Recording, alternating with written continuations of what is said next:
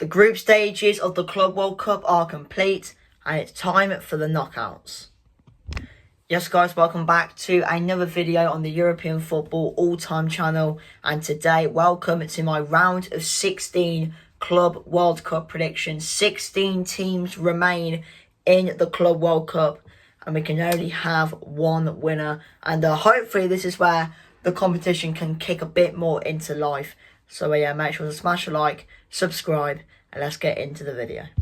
And the first game is from Lincoln Financial Field in Philadelphia, where it is an all-Brazilian clash between Palmeiras and Botafogo. Now, I think all the games really will be very good, but this will be an interesting one. Obviously, it's two teams who obviously play each other every year in the Brazilian Serie A and sometimes in the Copa Libertadores as well. Now, of course, Palmeiras obviously won Group A. Of course, I mean, they did incredible in that game against Inter Miami because they were 2-0 down. They were 2-0 down, Palmeiras, and I think it was going to be Inter Miami to go and top the group. Of course, Palmeiras scored 2 goals, got a point. They obviously finished top of the group. I mean, Atleti did beat Botafogo, but Atleti needed to win like 3-0, so Botafogo didn't really mean that much anyway that they lost, because obviously they knew they were still going through. But obviously, it'll be an interesting game because, like I said, both Palmeiras and Botafogo will know a lot about each other. Like I said, they play pretty much every year in the Brazilian Serie A. They sometimes meet in the Copa Libertadores. Both managers will know how each team plays. They'll know because they just play each other every year. I mean, looking at the recent head-to-head, I mean, it's kind of gone in the way of Botafogo. I mean, the last meeting was March. That ended 0-0. Botafogo then won 3-1 in November 2024. August 2024 was a draw. August as well, 2024, Botafogo won.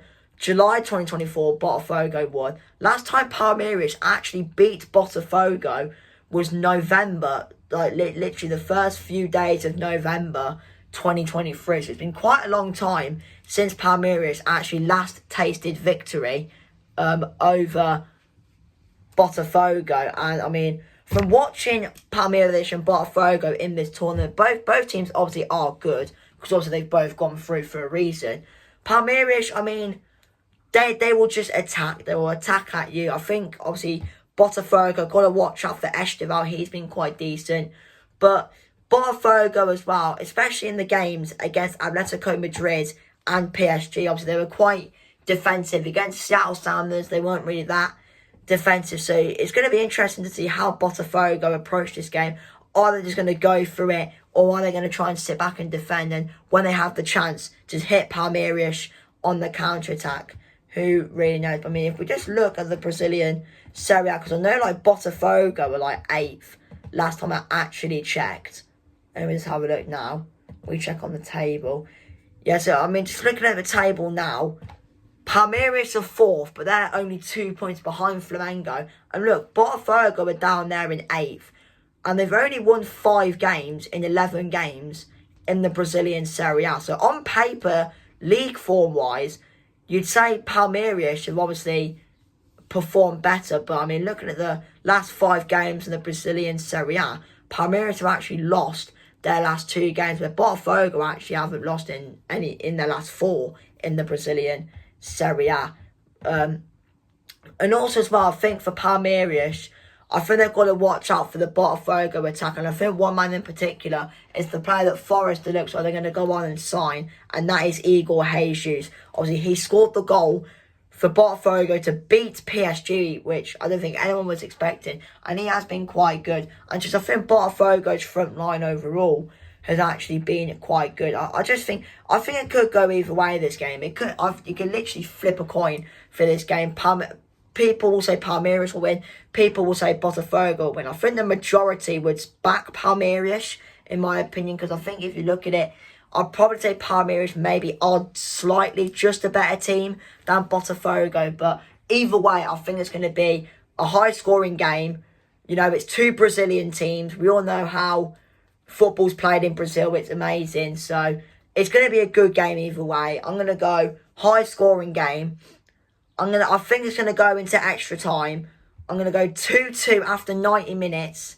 And I think Palmeiras are gonna nick it in extra time. So my final score is Palmeiras 3, Botafogo 2 after extra time. And the next game, it is Benfica versus Chelsea. Of course, a repeat of the 2013, I think, Europa League final. Of course, Chelsea getting the job done on the final match. They have 3-0 win over Esperance of Tunisia. Benfica, on the other hand, obviously beat Bayern Munich. And I think Chelsea were probably a bit glad about that. Because if Benfica actually would have lost to Bayern Munich, Chelsea would have been playing Bayern Munich. But because Benfica won, Chelsea got a bit of a let-off. But I think still, I don't think this is an easy game for Chelsea. Benfica are a very good side. And I think one man has been quite good for Benfica. Obviously, it is potentially today could be his last game as a Benfica player before he goes to Rosario Central. And that is Angel Di Maria. He has been very good in this tournament, Di Maria. He's been at times Benfica's best player in this tournament. I think the two Turkish internationals, Atakoglu and Koku, have looked decent. But overall, this is an easy game for Chelsea. Benfica are a very good side. Obviously, they pretty much went all the way in the Portuguese title race. They've looked very good in this tournament. I mean, obviously, they started off with a little bit of a wobble, that 2-2 draw against Boca Juniors. Then, of course, they smashed Auckland City. And, of course, I didn't watch the game, but from what I heard, thoroughly deserved to beat Bayern Munich. So, Chelsea could be in for a tricky game. I mean, from watching Chelsea against Flamengo,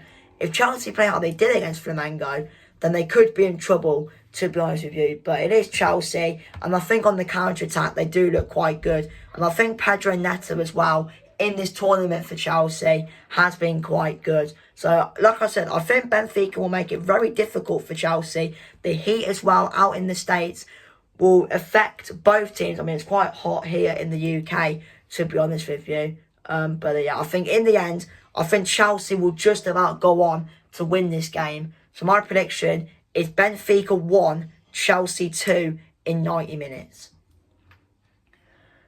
And next up, we have got PSG against Inter Miami in Atlanta from the Mercedes-Benz Stadium. Now, of course, Lionel Messi facing his former team. Obviously, Messi used to play for PSG, obviously left to go to Inter Miami. And I bet the PSG players are kind of looking forward to play this game, because apparently Messi said when he left PSG to go to Inter Miami, he said that PSG would never win a Champions League. And what did PSG do last month? They won the Champions League. So, yeah, not a good look from Messi there, to be honest with you. But on paper, PSG should win. They're the best team on the planet for a reason. Yes, Botafogo did beat them. I mean, Botafogo played brilliant against them. But you look at Inter Miami, I mean, they've been good in this tournament. Against Palmeiras, they were decent. They played well against Porto.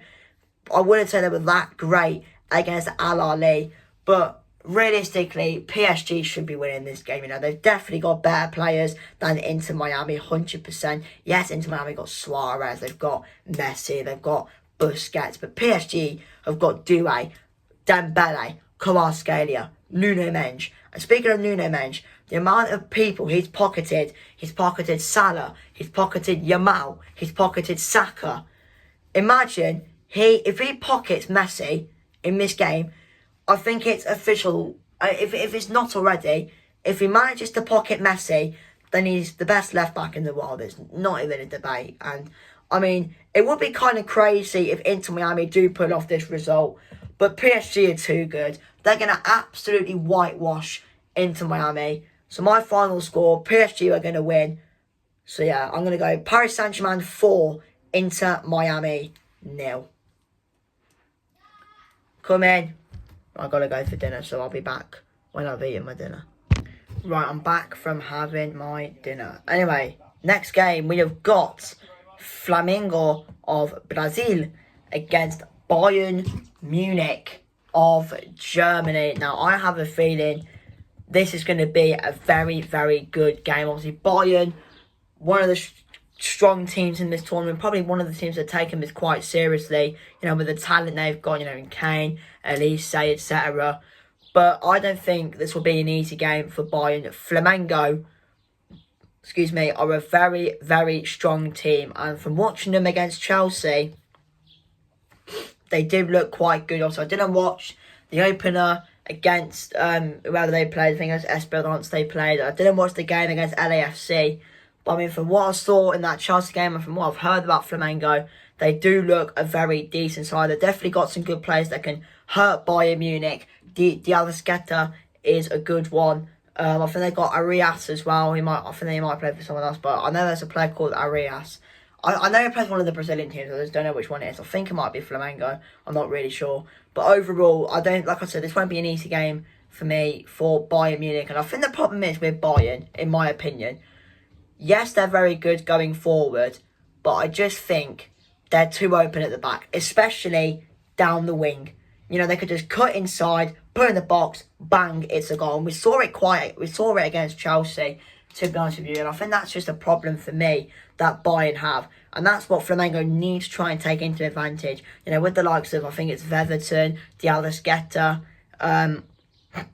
some other guy which I can't remember his name. If they take that into account, Flamengo generally might have a chance. I think coming into this game anyway, Flamengo have a chance.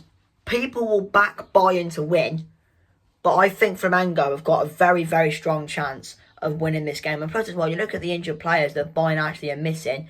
I mean, you got Bowie's injured. He's been playing quite a bit in this tournament. I mean, Davis has been out for ages. The other players haven't really played as much. But the only main player that Bayern are missing is Sacha Bowie down that right hand side, because he has been playing a bit well. I know he played in that opening game. I know that. Whether he played the other two games, I don't know. But I'm going to go with a high scoring game. I think it's going to go all the way to penalties. I'm going to go 2-2. And I think I do want Flamengo to go through because it would be quite nuts.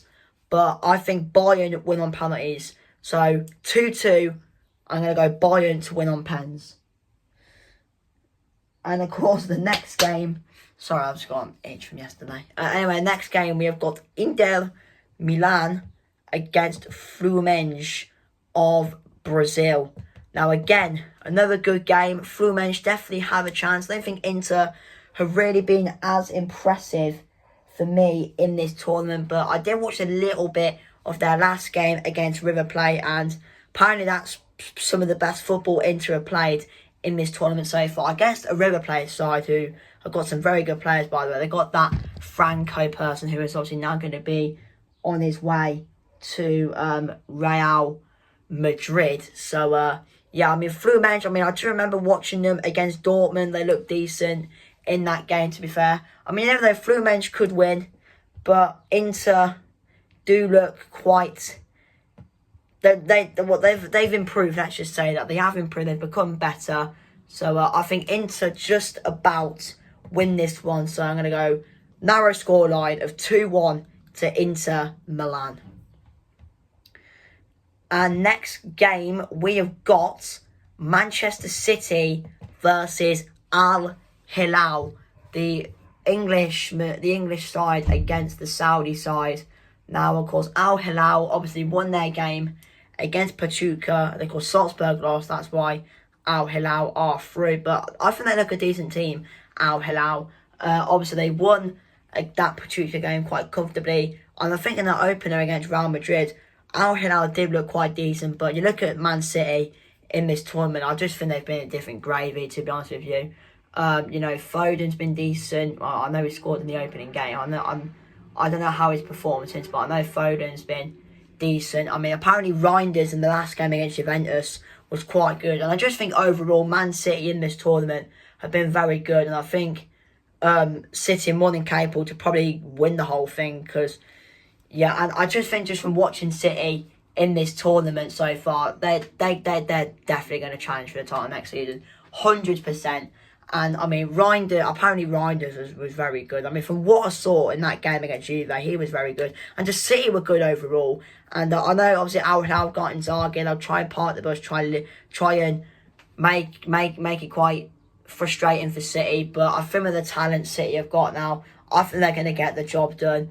Yeah, my final score is Manchester City 3, Al Hilal 0.